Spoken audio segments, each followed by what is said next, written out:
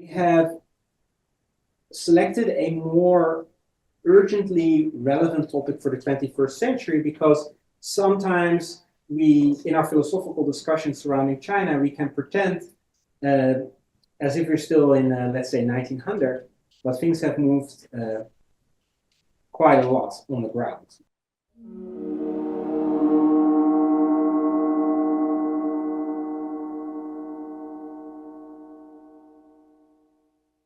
And today we'll be discussing information sovereignty.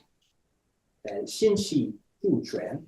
What does it mean to be sovereign in a digitalized world? And we also see perhaps the multi-polarization of the internet. So I thought we're going to make this webinar series very relevant, so we dig into the philosophy of information sovereignty. And today we have with us Johannes Thumfart.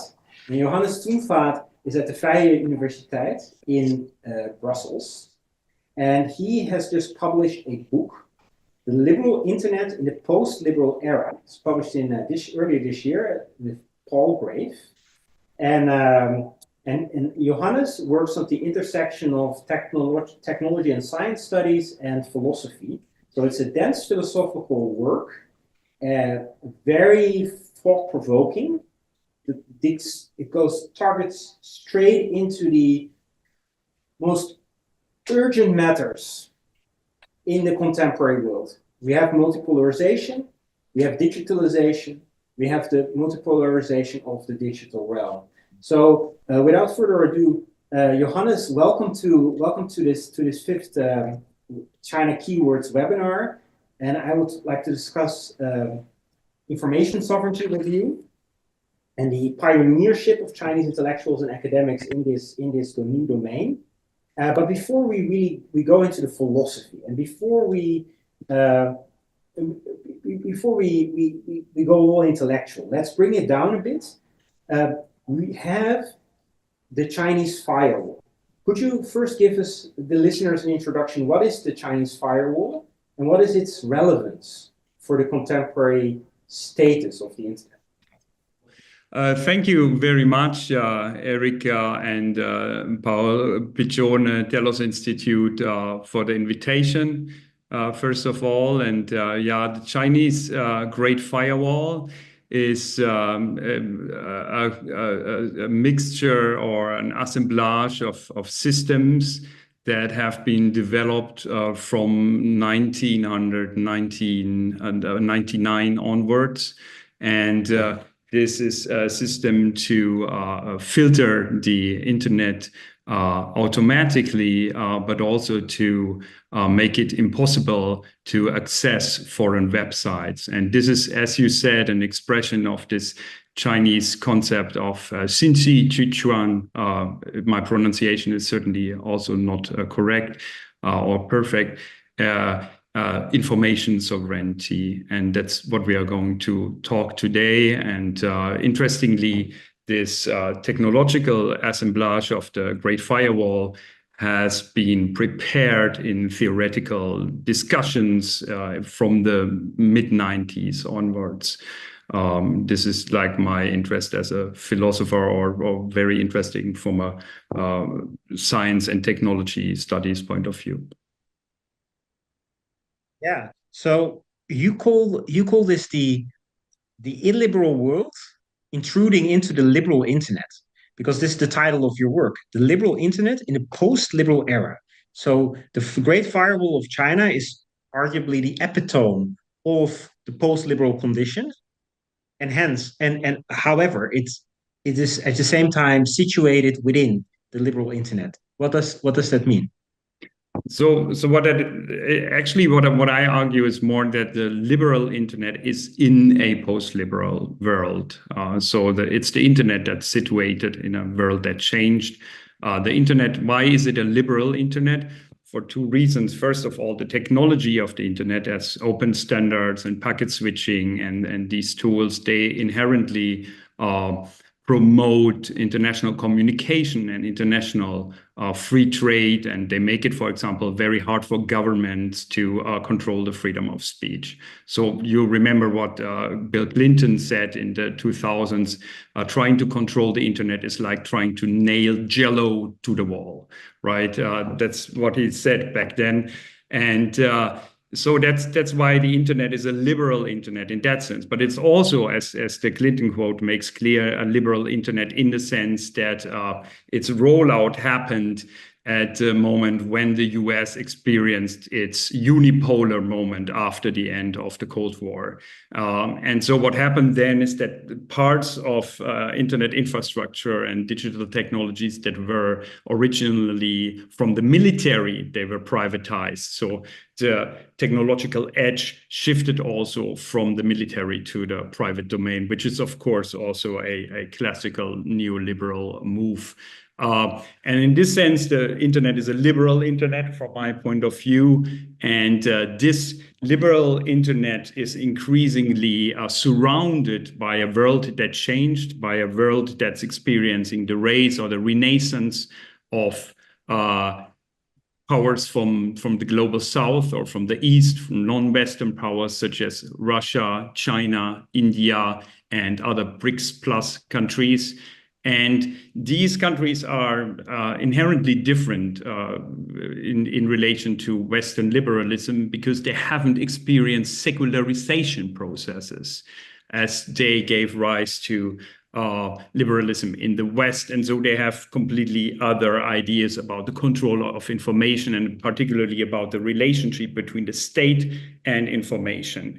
And so the internet is inherently contested in this new environment. And that's how I compare it also to the Roman road network in this book. I write that the internet is similar to the Roman road network during the migration period today, because it's a piece of infrastructure of a globalist period that's increasingly surrounded by a multipolar world, and that creates challenges, problems, new constellations. Yeah, thanks for that. That's the Roman road. So they're still there, but they find themselves either abandoned or put to new usages. For the listeners at home, not to be confused, we have Mark Stahlman in. Sorry for pronouncing this in such a German way. Mark well, I'm just going to go with the German pronunciation. You have to forgive me. I'm a continental European. He's our second guest, and he is asked to share his personal observations because Mark Stahlman he's a veteran in the field. He's a former Wall Street technology strategist, and he's the president of the Center for the Study of Digital Life. Mark, we were just talking about you came in a little bit late, but we were just talking about the Great Firewall of China, and you saw its emergence. You were there from the very start, involved in discussions surrounding digitalization and the internet, and you were always interested in China. So what did you see? I first went to China in 1997. I was invited to speak at a conference in Wuhan. The conference was put on by the PLA, and it was about what became the Great Firewall. I was then invited to participate in the building of the Great Firewall. So I guess my primary report to you is that nearly 30 years ago, the Chinese were planning for today. They are long-range planners, if nothing else. So I take from that you built the Great Firewall of China. No, I'm joking, but yeah. So they obviously had an idea, right? The Chinese early on, and in fact, you've written about this, Johannes, because you have besides your book publication, you also published a paper with another scholar on the discourses of information sovereignty that emerged in China in the 90s among academics. So there were movements coming from the technological practice, but there was at the same time an intellectual development. And China was you argue, an early pioneer in the discourse on information sovereignty. Could you run us through this early phase of intellectual development?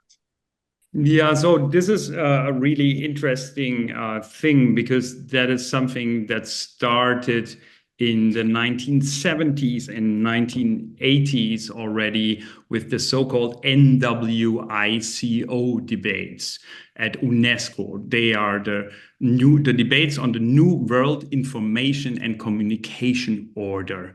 And what happened there is that countries from the global south, primarily the non-aligned states headed by India and supported by China and the Soviet Union, they attacked what they perceived as the information supremacy of the English-speaking world, of the US and the UK. And they demanded that information should be decolonized. And in that context, the term information sovereignty is developed for the first time in the so-called MacBride report, which is the resulting from these NWICO debates at UNESCO, which were quite serious, because the US and the UK, they left UNESCO at the time of these debates because they refused this politicization of information. And what happened then starting from 1996, is that Chinese scholars, who are, by the way, not anti-Western scholars, the most important scholars that we were investigating had been visiting professors at Western universities like Harvard and Oxford. And so they were very familiar with these Western debates. And they were also very familiar with what they called Western Marxism, which meant like authors like Herbert Schiller or Robert W. Chesney, if you know those people, who are like leftist theorists regarding information technologies. And they brought these debates, the NWICO debates, together with arguments from Western Marxism and with, of course, Chinese national security arguments. And they developed this argument that national sovereignty should extend into the informational sphere, and particularly over digital technologies. And at that time, what those people did, so primarily Guan Xi and Weng Xiaogong, they're both from Peking University, and they're probably the most important theorists in that time. At that time, they developed a system of information sovereignty, Xingxi Zhuchuan, and cyber sovereignty is also a term that they already use, Wangluo Zhuchuan, which entails censorship, but which also entails economic aspects regarding the control of infrastructure and the development of a own indigenous digital economy. And that was really interesting, because what we found out is that the Chinese government at that time was not talking like that to the West. At that time, that's the Dengian period, China was extremely pro-Western. There were even books critical of globalization censored in China. There's a book written in 1997, which is called China Can Say No, No to the WTO ascension. And that was forbidden by the government. So we have there an interesting situation that before China adopted digital sovereignty or cyber sovereignty, Wang Luchuchuan as official policy, that was something that happened, as Mark pointed out, in the technological space, but also in the academic space, but rather not meant for the eyes of Westerners, I would say. And that changed then later in 2010 when cyber sovereignty becomes official Chinese policy. Chinese academics writing in the 90s on information sovereignty turned out to be true avant-garde, and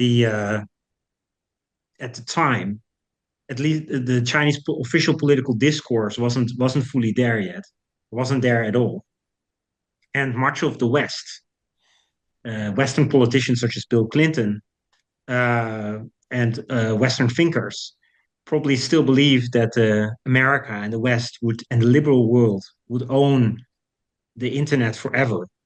And it didn't turn out that way. But at the same time, your book argues that the fundamental tendency of the technology itself points towards liberalism. So there's still you still speak. Your argument is not we are now in the in we now have a post-liberal internet. Your argument is that we have a liberal internet in the post-liberal era. So could you square all these bits and parts for me, please?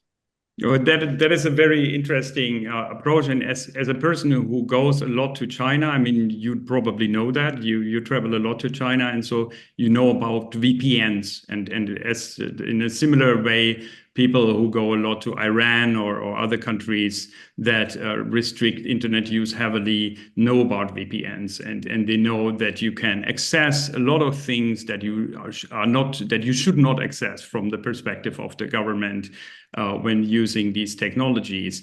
And so you still have this like contentious space of the internet that is inherently challenging governmental power there, but at the same time you have also post-liberal technologies implemented into the internet, which the Great Firewall is one example, but Russia's sovereign internet is another example, which is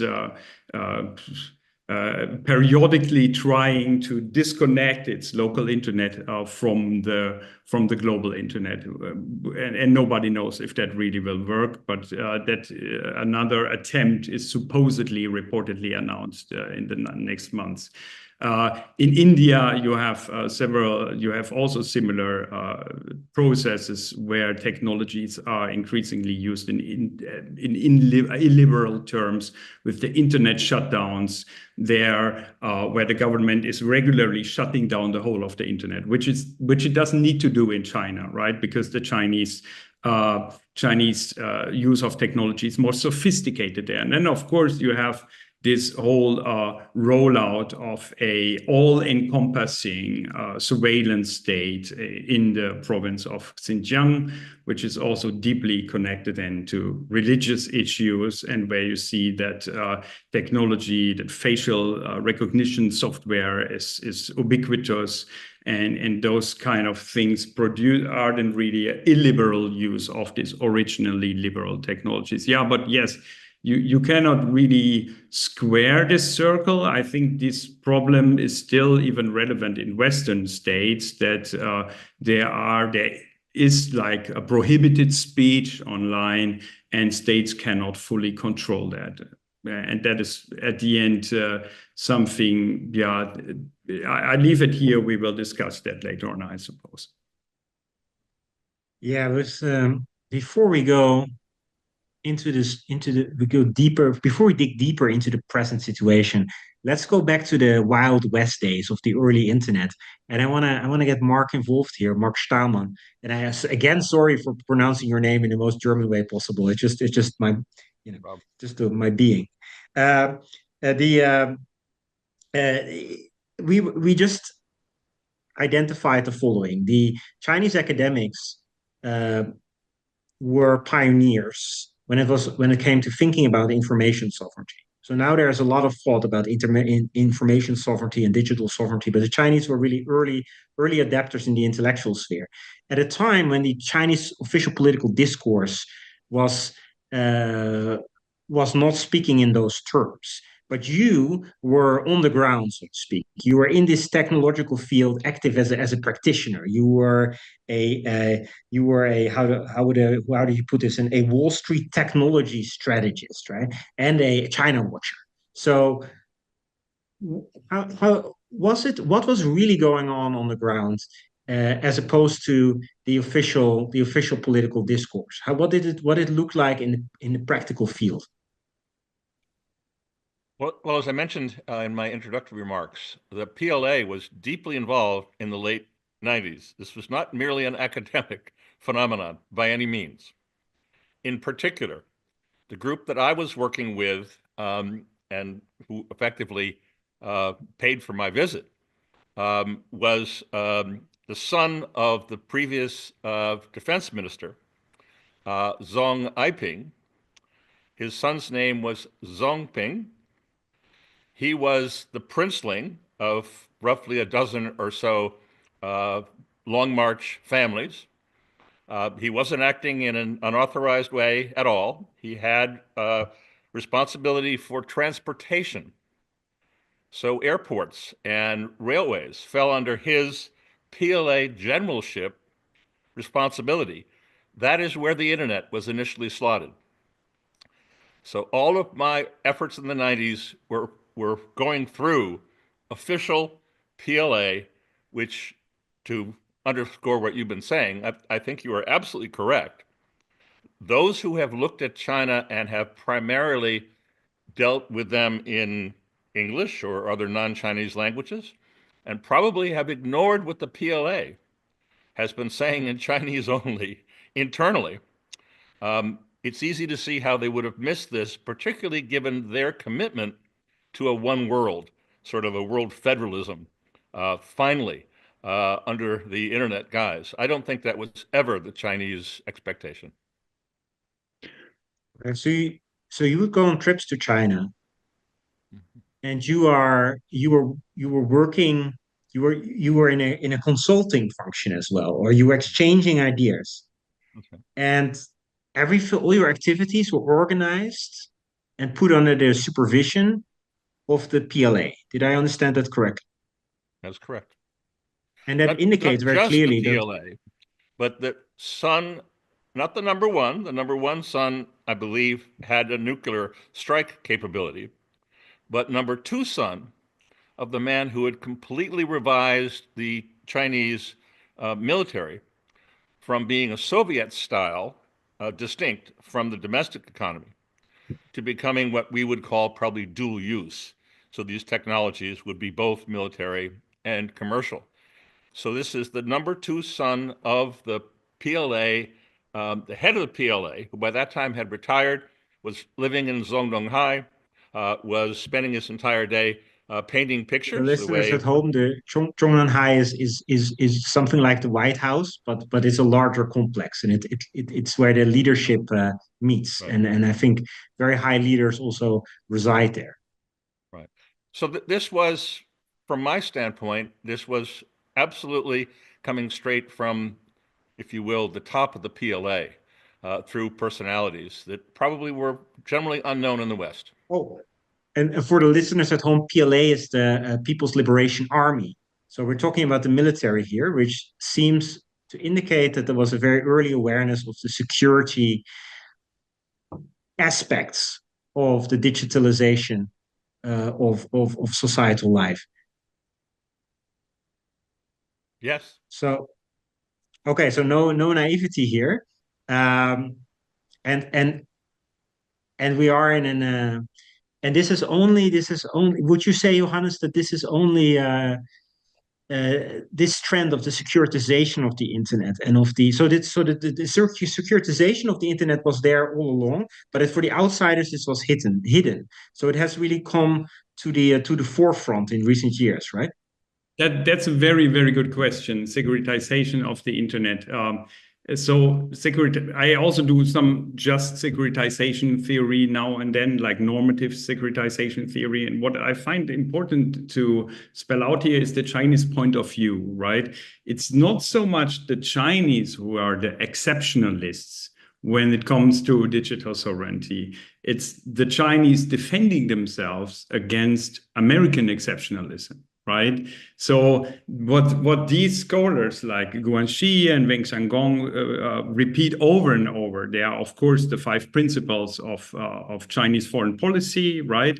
Like non-interference, peaceful coexistence, and so on. But these principles are also the UN principles. So you do not find this extreme rupture in these texts, but rather the new thing is that they use this like almost universally accepted principle of sovereignty in the context of digital technologies. And I think that's very important, because today we do know that the US was extremely aggressive and is still extremely aggressive in the digital sector. As I will probably spell out later, or how it's spelled out in the book, in 2013, a lot of governments woke up all across the world with the Snowden revelations and said, we need something like China has. We need digital sovereignty because they're spying on us. They just use the internet as like a means of intrusion. And funnily, in 2013, the Chinese were not at all surprised, because they were expecting that all of the time. So in a sense, I guess these early scholars can be regarded as paranoid or hostile in that sense, but they also turned out to be right. And when you read the text from that time written by Al Gore or those people, or also, of course, the Declaration of the Independence of Cyberspace, then you see Barlow's text, then you see that there is like this colonialist idea of the Americans to really colonize the world, change all states into democracies, and to use the internet for that. And of course, the Chinese do something about that at that time, end of the Cold War, when they are having that feeling that they might be next after the Soviet Union. Just to add that. Yeah, that's fascinating. It's good that you point this out, that there is an interaction between great powers, and these political theoretical reflections on information sovereignty do not take place in a vacuum, but in a geopolitical power constellation in which America was, at least initially, in a very strong power position. So of course, when Mark when he was going on his trips, he was a friendly actor and curious to learn and interact culturally. But there was also real power in the US being exerted via the internet by institutional players, by the security apparatus in Washington. Also, there was the discourse of, so the early scholars in China thinking about digital sovereignty. In your book you mentioned, and in your article you mentioned, that they sometimes saw information sovereignty as a decolonizing practice. So it was against American colonialism and imperialism. But now we are in a new situation where China has all these leading digital companies, where China has actually set up this really powerful Chinese firewall. And now the power situation has changed a lot. And this is why at the end of your book, you are starting to think about what could liberal states do in response to the newly arisen situation. So first it was 20 years ago, 30 years ago, the question was, what can third world countries, what can China do in guarding its information sovereignty? And now that information sovereignty as a discourse has globalized, and at the same time, China has become a powerhouse in the digital realm that's well secured through its great Chinese firewall. The question becomes, how do liberals respond? How does the liberal world respond? And you have some recommendations at the end of your book. Could you mention a few of those? And I must mention to the listener, your book is very complex and dense, thought-provoking, and of course we cannot do justice to it in this short webinar, but just mention a few points.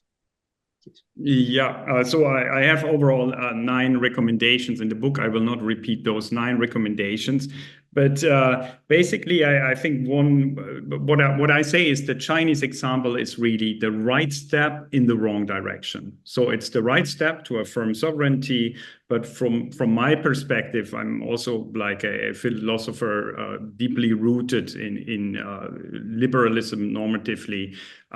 That's of course the wrong direction. So I think what one can learn from China is really to decouple from US subscription-based software, such as Microsoft, most importantly, and to use homegrown technologies. Also, if these technologies are less efficient, I think that's very important. And Germany is already working on that in a concept called sovereign workspace. Souveräner Arbeitsplatz, and I think that's very promising. Also, that would be a form of sovereignty for states, but it's also important that citizens become more sovereign facing digital technologies. And an important aspect of that is the right to repair, which has now been implemented in some US states also. But also by the EU Commission just recently, so that you must be able to repair digital technology. I think what is also very important is the GDPR's Article 22, which gives you the right not to be subjected to automated decision-making. I think that is very important. So for liberal states to keep a sovereign space where citizens can also act freely under the conditions of digital technologies.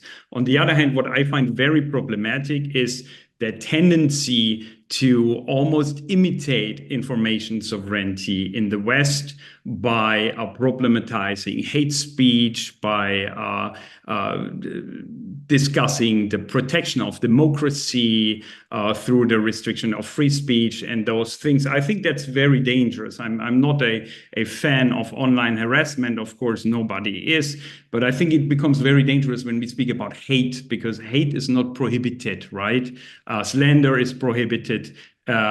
Those things are prohibited, but not hate. And so there is certainly a tendency in the West to create like coherent narratives online, to protect those narratives and to go in the realm of establishing information sovereignty. And I find that's problematic, because if liberal states give that up, then they are becoming like the enemies. And that has always been a problem in Cold War times also, that one did not want to become like the enemy. And one should also be very careful not to do that today. So it was really, at that time, it was really the Russian interference in 2016 election and similar occurrences that led to this idea in the West that one needs to control information more tightly. And I think that's very problematic, and Western states shouldn't do that. First of all, and finally, Western states should also stop looking for global consensus. Because I think it's very dangerous to look, for example, for global consensus regarding AI regulation, because we do have very different values than China, with all due respect for China, for their values. But liberal states should have very different values, and they should stick to those values rather than looking for global consensus. And this is also related to the fact that global solutions, and they are easily promoted by the internet, these global solutions and global approaches, they are not always the right solutions for local problems. And that should also be reflected in digital technologies, in protecting local languages. And you have these things, for example, in Canada, the Francophone minority, they have now a form of digital sovereignty that protects their French language towards English-speaking streaming services. I think those kind of issues are very important. That's it in a nutshell, more or less. Oh, thanks for that. I hear a strong sense of idealism coming from you. You want the internet to be localized, servicing the people, freedom-loving, and not an imitation of the more controlling approach to the internet that the Chinese party state has taken. Two important points here in your analysis. The first is the degree to which the West is at risk of unreflectively following China. And that's really interesting just to put it into historical context, because we had 4 centuries of Western hegemony in which trends usually they moved from the West to other parts of the world, right? And this has been a big discourse in relation to China for decades. Since the late 19th century, there's been discourses in China on how much should we adopt from the West. But here we have a clear example in the 21st century of the roles being very different. China was the pioneer of internet sovereignty, and now both the discourse of internet sovereignty as a political philosophical concept and the practice are making their way to other parts of the world, including the West. And then the second part that's interesting is that you note that this authoritarian protectionism is often legitimized by reference to the defense of rule of law and democracy. So the move that actually ends up undermining democracy and the rule of law and is actually sold to us in the guise of democracy and rule of law. So we have to protect our democratic public space. The Russians are trying to undermine us. Let's set up protective barriers, and then we actually illiberalizing the internet. So that's a great irony. I thank you, Johannes, for your analysis. Mark, I thank you. We are now turning to the audience, and we have a small but loyal audience. The audience is a little bit smaller than usual, but very active. This is because we had some momentum earlier during the spring, but then there was a summer break, and we're still catching up. But Mark Weiner, so now looking at Mark Weiner, give me the. Oh yeah. I'm going to make one point. I get a note. Please, participants, please raise your hand digitally, and I will let them into the webinar. So if you're in the audience right now, so you can ask your questions, anonymously via Mark, but you can also get in here, join the party, just raise your hand, and Mark Weiner, not to be confused with Mark Stahlman, is going to let you into the room, the visual room. So if your hair looks good, fairly decent, please be welcome. Oh, you're raising your hand. No, but you're Mark Stahlman. You're already inside, so you don't have to raise your hand. I'd like to make sorry, a you point. wanted to say something. Sorry, please go ahead. Yes, I'd like to make a point before we go to Q&A, because it may inform the Q&A. We've been speaking primarily in terms of geopolitical defense and various assaults and so forth, and I want to make it very clear that is not the primary Chinese approach to the internet. Not. Instead, internally, the Chinese approach to this is far more a matter of building a ubiquitous society, or what we would call a digitally enabled system. It is a positive from the standpoint of the Chinese, as reflected in the release of the classics, which are now being taught from elementary school. So Chinese, as Shady Barsh's book, Plato Goes to China, indicated. And there are many who are quite confident, who know the details, that the so-called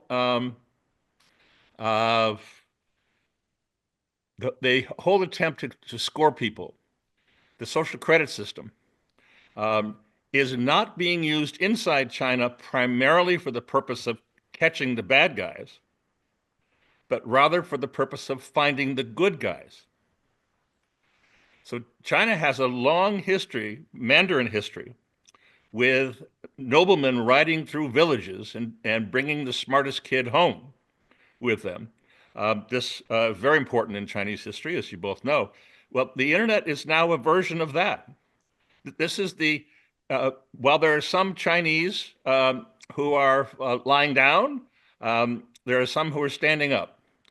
And so my interaction with the Chinese has been that the balance here, particularly given what's happened over the course of the past 30 years, has been trying to find the right people to move up through the system, to the Chinese system.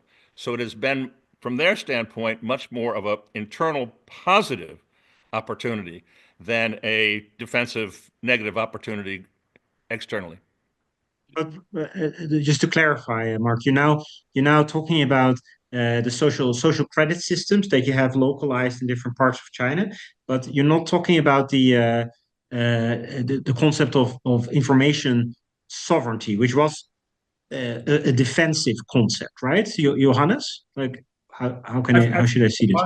Mark's point is very good. Of course, it's a defensive concept from the outside. It's also defensive towards the inside because it's against dissidents, of course, since early on. But of course, it is also a system to produce social control and to digital technologies. I think there's also this app, Learning from Xi, right?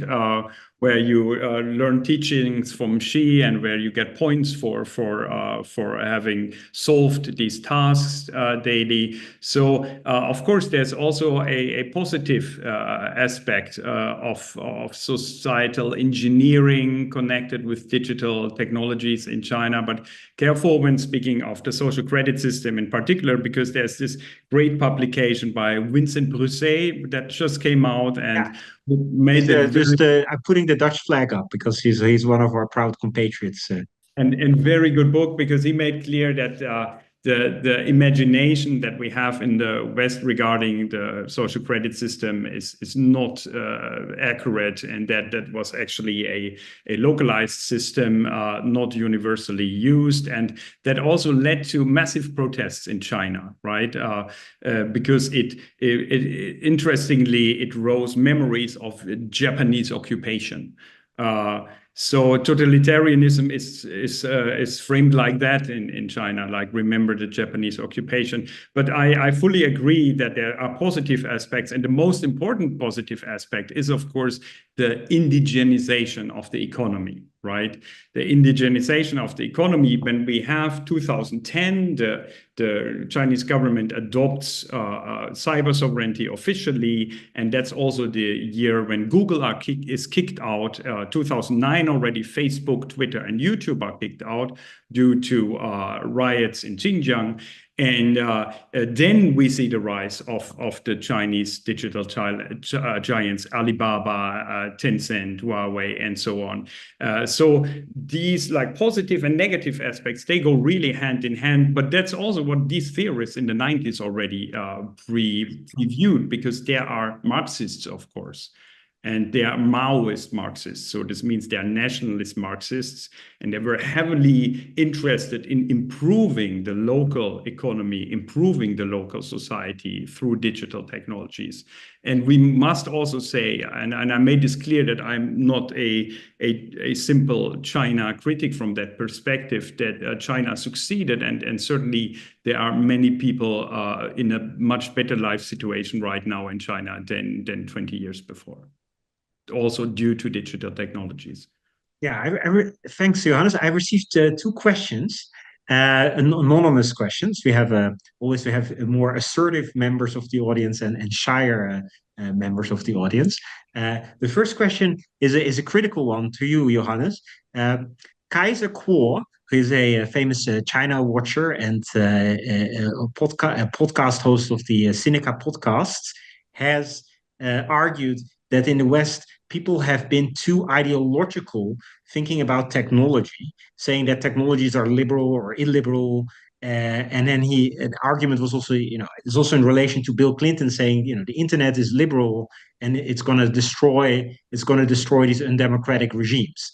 And then Kaiser Kuo argued, no, this was too ideological approach, because technologies are a lot of technologies, including the internet, are actually ideologically neutral, but they can be adopted in different ways. And I must say, I used to study at Berkeley under a man named Hubert Dreyfus, and he was a Jewish Heideggerian philosopher who wrote a book on the internet. It's now an ancient work in which he argued from a Heideggerian point of view that the nature of technology is that it always surprises us with new possibilities, and that you cannot see what an ideology is from the start. So how did you?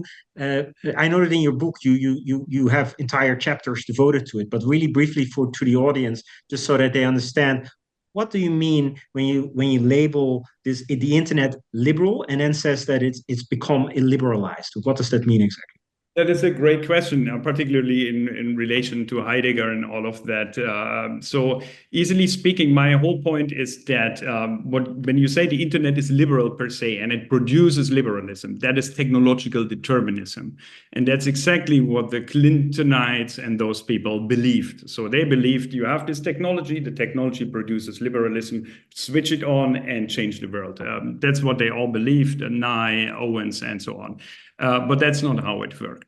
On a methodological level, I resolved that through the concept of technological affordances. So that is making the point that technologies produce frames of actions, they produce nudges to behave in a certain way, but they should not be confused with technological determinism. And that's exactly my point, that the liberals confused the internet's ideological leaning or the nudges that it provides with determinism. And that's how this like kind of catastrophic situation in some respects came all about. So the internet nudges. Why is the internet a liberal internet? Because it nudges into free speech and free trade, because it can transgress borders inherently and it is decentralized. So in this sense, there are very, very strong nudges through the internet technology that produce liberalism, but not inevitably. And so that's also why we don't have a completely democratized world right now, but actually we're experiencing a freedom recession in the time of digitalization. So nudges, not determinism. Nudges, not determinism. I have the second question I got from another shy audience member is to both panelists. The question is, if you have a liberal internet and an illiberal internet, could these internets get along in the long term for some kind of diplomacy? Maybe I start with you, Mark. What do you say? Thank you. I think it's very important to notice here, because Johannes has skillfully brought this up. Determinism is exactly the problem that we got ourselves into. And how we got ourselves into that problem was forgetting about forms, and that's the affordances that Johannes is talking about. So the form of the internet, and in turn the formal causality, which is not Plato going to China, but Aristotle going to China, the formal causality involved here is very different with the internet than it was with the preceding dominant medium, television. So Clinton and the rest of them came to this as if television forms would result, and they did not. And that's because they fundamentally did not understand that the formal causality of television, which is largely based around fantasy, and the formal causality of the internet or digital systems, which is largely based around memory, are fundamentally different psychologically. They missed that point, and it was very costly for them to do that.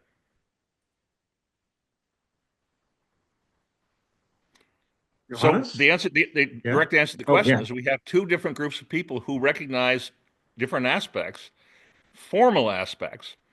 The Chinese understanding of forms, of course, begins with writing. The whole interest in writing. I mean, the fact that the Wangfuzhang bookstore at the base of Wangfuzhang shopping center in Beijing has an entire floor devoted to calligraphy.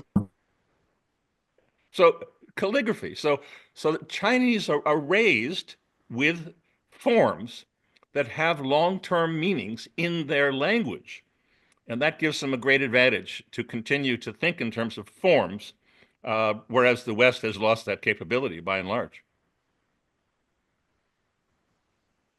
Johannes, what do you make of this this insight that Mark just shared with us, and back to the question, how do the liberal and the illiberal internet coexist peacefully in the 21st century? And I'm not going to bore you with the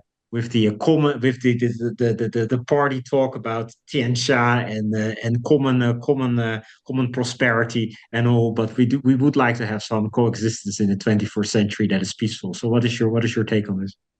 Yeah, this is very important because what you say goes in the direction of finding these global solutions, and the CCP is always very proactive in promoting such rhetoric. But what they mean with it, with humanity and with global harmony, are of course not things that one would necessarily want.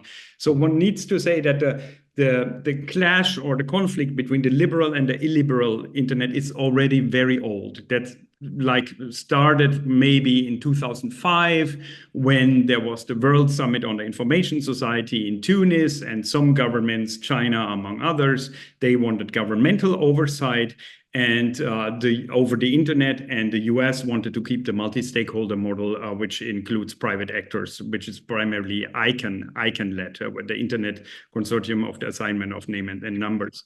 And so at that time, it was like that. Those two parties were fighting, and Europe was actually on the side of the people who wanted to have government oversight.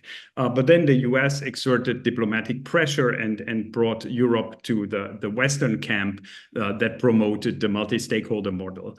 And so it is really very hard to say how these two models of internet governance can be harmonized. I think actually they can't, because the US will stick to the multi-stakeholder model, and ICANN is located in California, and numerous of the great majority of the internet root servers are located on US soil. So arguably, ICANN, which is like a California-based nonprofit, even has the power to switch off national domains. They were even asked to do that some years ago in the context of the Ukraine war. I think it was 2022. Some people asked ICANN to switch off the Russian country domains because as a sanctioning device. And they said, we could do that, but we do not want to do that because we want to stay neutral. And so that was already one moment when the clash between the liberal and the illiberal internet was at its most intense form, in a sense. I don't think it can be resolved, because it's resolved in a sense that the US has this dominance over ICANN and over the original root servers, which is also not the last word. There's Anycast systems developed later on. But when we look at Russia and India, then we see that the most simple form is, of course, simply to disconnect. India disconnects in cases of local riots and just shuts down the whole internet. And Russia wants to disconnect. It so far didn't succeed. Its own internet from the Western one. We will see how that turns out. These conflicts are there. And they will have to be negotiated in forums like the World Summit on Information Society, and they are actually constantly debated there in this very esoteric field of techno-diplomacy regarding internet governance.